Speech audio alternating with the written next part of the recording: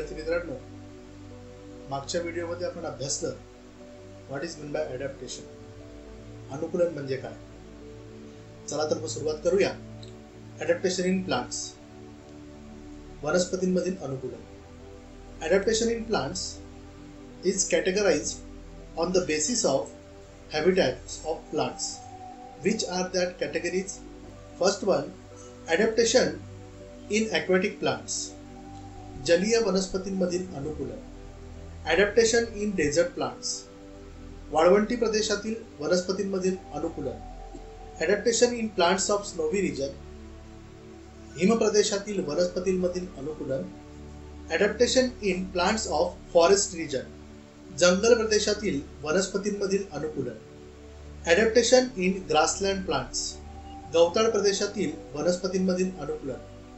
Adaptation for injection of food in plants, अन्न ग्रहणासाठी वनस्पतींमध्ये झालेले अनुकूलन. चला तर सुरुवात करूया पहिल्या मुद्द्याला. ॲडॅप्टेशन इन ॲक्वॅटिक प्लांट्स, जलीय वनस्पतींमधील अनुकूलन. Some of the aquatic plants are firmly rooted in the soil. They have fibrous root.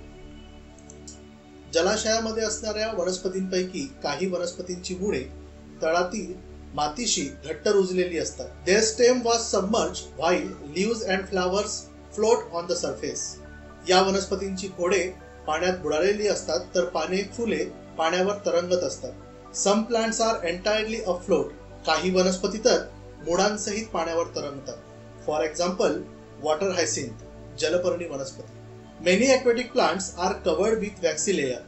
बऱ्याचशा जलीय वनस्पतींच्या पाने, खोडे या अवयवांवर मेणचट पदार्थाचा पातळ थर असतो. The shape of the leaves thin and slender.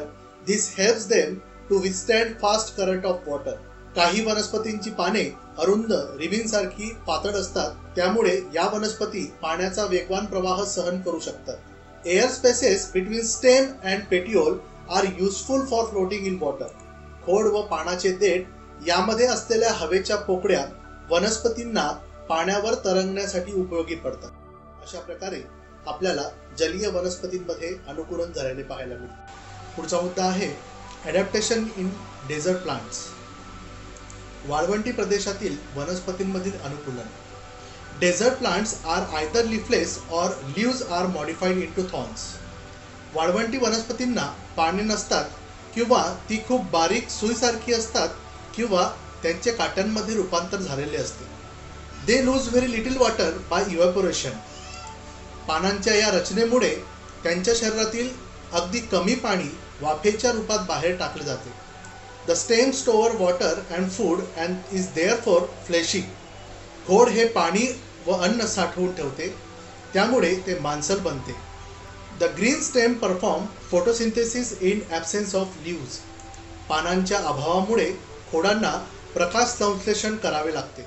There roots penetrate deep into the soil in search of water. या वनस्पतींची मुळे पाण्याच्या शोधात जमिनीच्या खूप खोलवर जातात. There is a waxy layer on the stem of this plants to.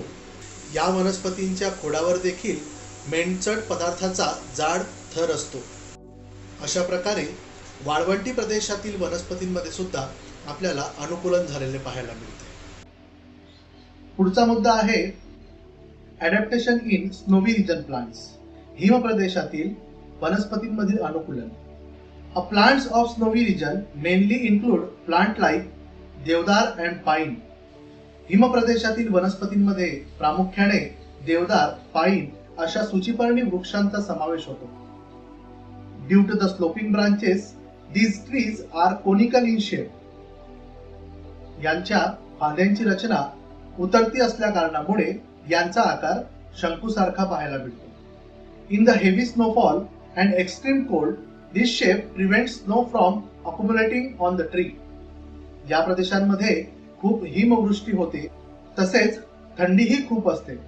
शंकूच्या या आकारामुळे वनस्पतींवर बर्फ साचून राहत नाही. The thick bark helps the tree to withstand the cold. तसेच त्यांच्या जाड सालींमुळे त्या थंडीतही तग धरू शकतात. अशा प्रकारे आपल्याला हिम प्रदेशातील वनस्पतींमध्ये सुद्धा अनुकूलन झालेले पाहायला मिळते. पुढचा मुद्दा आहे adaptation in plants of forest region, जंगल प्रदेशातील वनस्पतींमधील अनुकूलन. A variety of plants like tree, shrubs and herbs are found in the forest. या प्रदेशात वृक्ष, झुडूप, रोपटे असे विविध प्रकार आढळतात. These plants compete amongst themselves for sunlight. सूर्यप्रकाश मिळवण्यासाठी या सर्व वनस्पतींमध्ये स्पर्धा असते. Trees grow tall to get sunlight. जंगलात सूर्यप्रकाश मिळवण्यासाठी वृक्ष ही खूप उंच वाढतात. Climbers and vines grow to a great height with the support of these trees.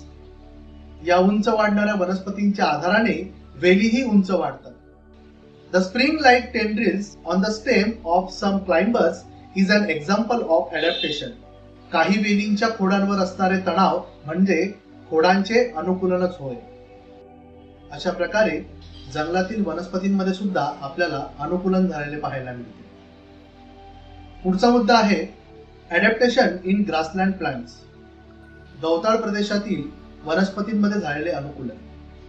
Diverse types of bushes and grasses are found in the grassland. गवताळ प्रदेशात मोठ्या प्रमाणावर खुरटी झुडपे व गवताचे विविध प्रकार आढळतात.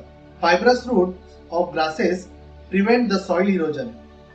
हे गवत तंतुमय मुळांमुळे जमिनीची धूप थांबवते.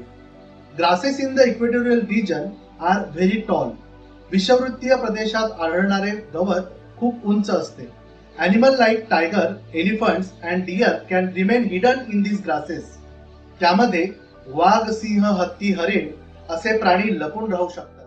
Grasses in the cold region are very small in size. त्याशिवाय थंड प्रदेशात आढळणारे गवत उंचीने खूप लहान असते. Animals like rabbit are found in these grasses. आणि म्हणून सशासारखे अनेक छोटे छोटे प्राणी आपल्याला या गवतामध्ये पाहायला मिळतात. Vast meadows are found in the hilly areas as well as plains. डोंगर उतारावर, पठारी व मैदानी प्रदेशात मोठ्या प्रमाणावर कुरणे आढळतात. अशा प्रकारे गवताळ प्रदेशातील वनस्पतींमध्ये सुद्धा अनुकूलन झालेले पाहायला मिळते. पुढचा मुद्दा आहे adaptation for injection of food by plants. अन्नग्रहणासाठी वनस्पतींमध्ये झालेले अनुकूलन. The first plant is dodder cuscuta, अमरवेल. This plant is parasitic. ही वनस्पती परपोषी आहे. The body of this plant consist of yellow wire like stem. अमरवेलीचे शरीर म्हणजे फक्त पिवळ्या तंतुमय काड्यांसारख्या खोडांचे जाडे असते. It is leafless and cannot perform photosynthesis. पाने नसल्यामुळे अमरवेल स्वतःचे अन्न स्वतः निर्माण करू शकत नाही. It has historical sucking roots for absorbing nutrients from the host plant. These roots penetrate deep up to the conducting vessels of the host plant to absorb food and water. ही चुसक मुळे आधारक वनस्पतींच्या रसवाहिन्या जलवाहिन्यांपर्यंत पोहोचतात व अन्न व पाणी शोषून घेतात. The next plant is fungi. दुसरी वनस्पती आहे बुरशी. This plant is also parasitic. ही वनस्पती सुद्धा आपल्याला परपोषी असलेली पाहायला मिळते. Fungi do not have chlorophyll and cannot perform photosynthesis. बुरशीमध्ये हरितद्रव्य नसल्यामुळे ती प्रकाश संश्लेषण करू शकत नाही. They obtain food from starchy foodstuff like bhakri and bread. ही वनस्पती भाकरी, पाव यासारख्या पिष्टमय अन्न पदार्थांपासून अन्न मिळवतात. They have root like fibres for absorption of food. अन्न शोषून घेण्यासाठी बुरशीला मुळांसारखे तंतू असतात. अशा प्रकारे बुरशी सुद्धा अन्नग्रहण करण्यासाठी स्वतःमध्ये अनुकूलन करत असते. The next category of plant is also include in this adaptation, that is इन्सेक्टिव्हर्स.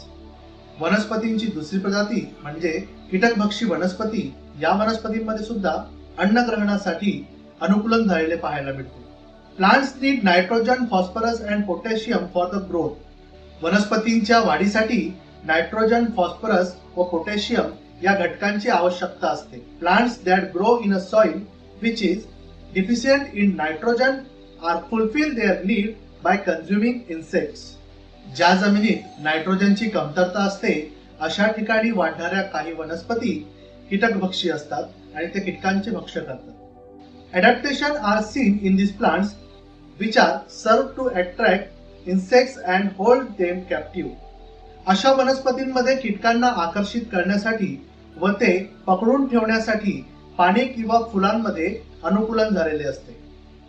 For example Drosera, sundew, Venus flytrap and pitcher plant म्हणजे घटपर्णी.